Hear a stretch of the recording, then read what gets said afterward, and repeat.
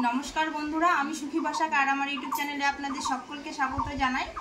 बंधुरा आज के आमी करलार रेसिपि तैरी करे देखाबो। तो प्रथम थेके शेष अब्दि आपनारा पुरो भिडियोटा देखते थाकुन, आशा करी भालो लागबे। और भालो लागले आमार चैनेलटी सबस्क्राइब करे दिए आमार पाशे थाकबेन। आमी अनेक दिन थेके भिडियो करिनि, प्राय 12-13 दिन हये गेल। आपनारा देखेछेन एई जायगाय भिडियो करताम, जायगाटा माने उठोने करताम, नीचू छिलो, शुधु टीन दिए घेरा छिलो। एखन बारान्दा करा हलो कयदिन, माने कयदिन बाड़ीते काजकर्म करा हलो, सेई जोन्नो आमी भिडियो करते पारिनि। তাই আজকে আবার এই যে টিন এগুলো সব মানে চালটা নামানোর পরে মানে এখনো অনেক কাজ বাকি আছে। তো আপাতত ভিডিও করার জন্য এই জায়গাটা আমি পরিষ্কার করে নিয়ে এখানেই ভিডিও করতে হবে, না ছাড়া আমার ভিডিও করার জায়গা নেই। তো বন্ধুরা আপনারা প্রথম থেকে শেষ অবধি ভিডিওটা দেখতে থাকুন, আশা করি ভালো লাগবে। আর করলার রেসিপি তৈরি করতে আমি কি কি নিয়েছি আপনাদের বলে দেব। করলার রেসিপি করতে এখানে আমি নিয়েছি করলাগুলো একদম চাকা চাকা করে কেটে ভালো করে ধুয়ে নিয়েছি দেখুন। আর এখানে আমি নিয়েছি একটা বড় মাপের আলুগুলো দেখুন ঠুমঠুম করে কেটে নিয়েছি। আর এখানে নিয়েছি কিছু পেঁয়াজ কুচি, পেঁয়াজগুলো একটু বড় বড় করে কেটেছি। আর নিয়েছি একটা রসুনের কোয়াগুলো খুলে ভালো করে ছিলে নিয়েছি। আর এখানে নিয়েছি আদাটা বেটে। প্রথমে উনুনটা ধরিয়ে নেব। উনুন ধরানো হয়ে গেছে, কড়াই বসিয়ে দেব। কড়াই গরম হয়ে গেছে, কড়াইয়ের মধ্যে দিয়ে দেব সরিষার তেল। তেলটা গরম হয়ে গেছে, এবার কেটে ধুয়ে রাখা করলাগুলো ভেজে নেব। আর করলাগুলো আমি মোটা মোটা করে কেটেছি।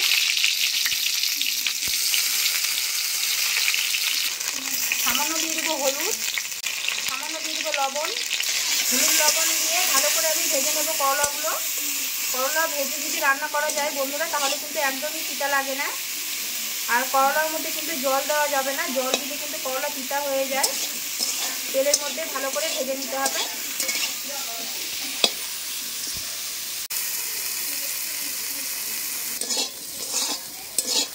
দেখুন বন্ধুরা করলাগুলো কিন্তু আমি ভালো করে ভেজে নিয়েছি।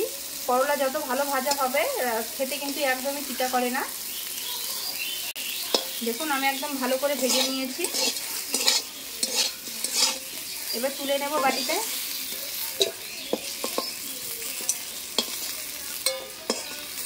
করলা ভাজা হয়ে গেছে, এবার কড়াইয়ের মধ্যে আরেকটু তেল দিয়ে আলুগুলো ভেজে নেব।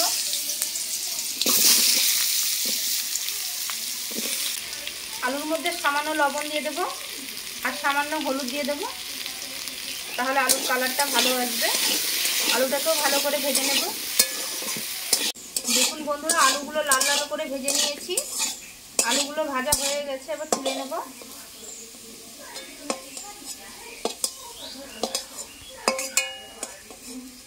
আলু করলা ভাজা হয়ে গেছে, কড়াইয়ের মধ্যে দিয়ে দেব সরিষার তেল।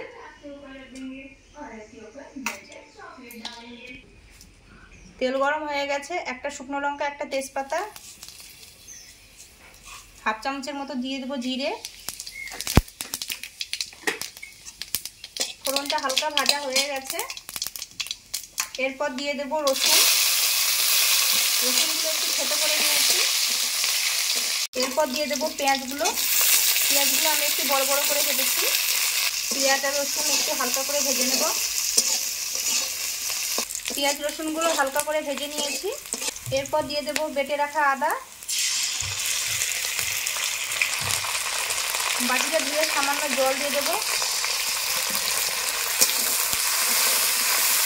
মশলার মধ্যে দিয়ে দেবো 1 চামচ লঙ্কার গুঁড়ো, দিয়ে দেবো 2 চামচের মতো জিরে ধনে আমি একসঙ্গে গুঁড়ো করে নিয়েছি এগুলো মিক্সচারে।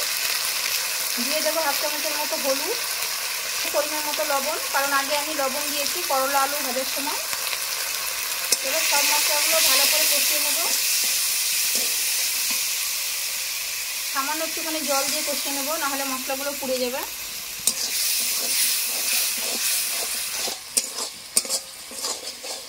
মশলাটা দেখুন বন্ধুরা আমি কিন্তু ভালো করে কষিয়ে নিয়েছি, আর মশলা থেকে কিন্তু তেল ছেড়েছে।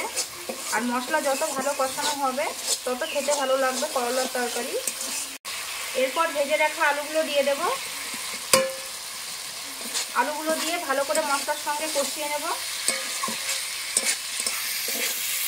মশলার সঙ্গে আলুটা ভালো করে কষিয়ে নিয়েছি। সামান্য জল দিয়ে আলুগুলো সেদ্ধ করে নেব।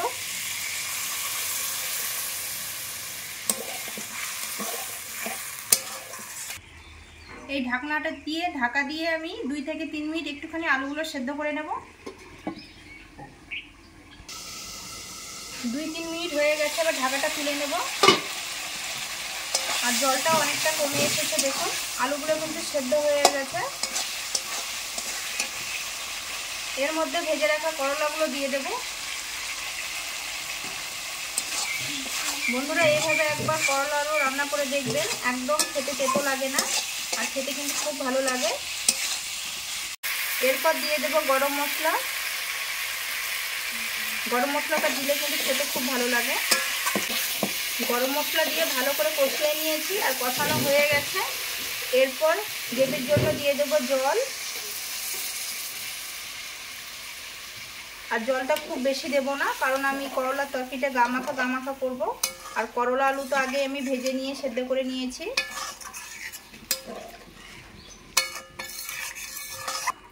3-4 মিনিট আর একটুখানি ফুটিয়ে নিলেই করলার তরকারিটা আমার একদম হয়ে যাবে।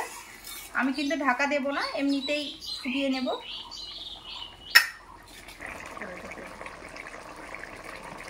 3-4 মিনিট আমি ভালো করে ফুটিয়ে নিয়েছি বন্ধুরা। আর করলা আলুগুলো আমার সেদ্ধ হয়ে গেছে বন্ধুরা, দেখুন আলুও সেদ্ধ হয়ে গেছে, করলাও সেদ্ধ হয়ে গেছে। আর করলা আলুর তরকারি একবার এইভাবে রান্না করে খেয়ে দেখবেন বন্ধুরা, খেতে খুব ভালো লাগে। আর তিতাও কিন্তু একদম লাগবে না, যেহেতু করলাগুলো আমি ভেজে নিয়েছি। ভেজে নিয়ে রান্না করলে কিন্তু অতটা তিতো লাগে না।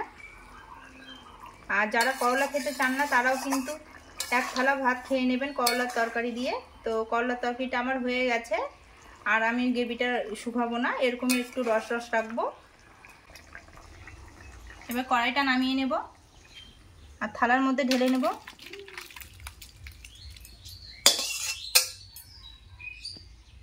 দেখুন বন্ধুরা, করলা আলু আর পেঁয়াজ রসুন দিয়ে তরকারি করেছি, কত সুন্দর হয়েছে। এরকম তরকারি কিন্তু মাছের ঝোল কিংবা মাংসের ঝোল থেকেও ভালো খাওয়া যায়, এই করলা আলুর তরকারি দিয়ে ভাত।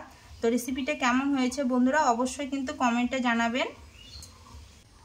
বন্ধুরা আজকের করলা আলুর রেসিপিটা কেমন হয়েছে অবশ্যই কিন্তু কমেন্টে জানাবেন। ভালো লাগলে লাইক করে দেবেন, বন্ধুদের শেয়ার করে দিয়ে আমার চ্যানেলটি অবশ্যই সাবস্ক্রাইব করে দেবেন। আর পাশে থাকা বেল বাটনটি অবশ্যই কিন্তু প্রেস করে দেবেন। আমি যখনই নিত্য নতুন ভিডিও ছাড়বো সবার আগে কিন্তু আপনাদের কাছে পৌঁছে যাবে। তো আজকের মতো এই পর্যন্তই, আবার দেখা হবে অন্য কোনো রেসিপিতে। আপনারা ভালো থাকবেন, সুস্থ থাকবেন, সাবধানে থাকবেন। নমস্কার।